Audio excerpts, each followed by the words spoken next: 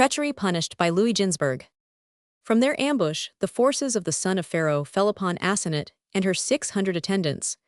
They succeeded in hewing down the vanguard, and Asenath had to take to flight. To her alarm, she encountered the son of Pharaoh with 50 mounted men. Benjamin, seated in the same chariot with her, came to her rescue, for in spite of his youth he was exceedingly courageous. He descended from the chariot, gathered pebbles, and throwing them at the son of Pharaoh, struck him on his forehead and inflicted a severe wound. The charioteer aided him by keeping him supplied with pebbles, which he cast at the 50 riders with such expert skill that he slew 48 of them with as many missiles.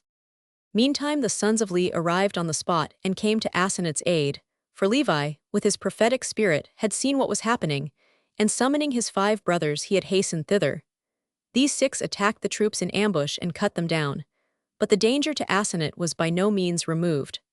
At this moment, the sons of the handmaids threw themselves upon her and Benjamin with drawn swords. It was their intention to kill them both and flee to cover in the depths of the woods.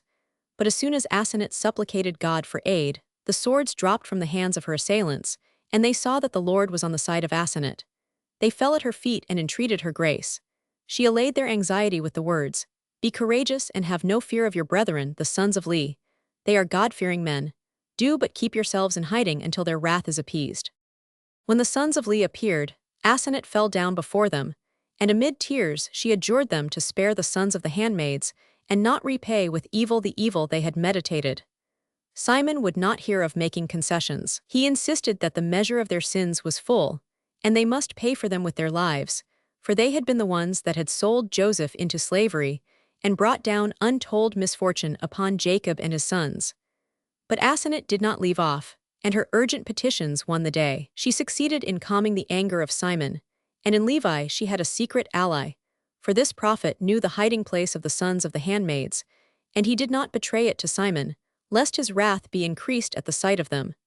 It was also Levi that restrained Benjamin from giving the death blow to the heavily wounded son of Pharaoh. So far from permitting harm to be done to him, he washed his wounds, put him into a chariot, and took him to Pharaoh, who thanked Levi from his heart for his services of loving kindness. Levi's efforts were vain.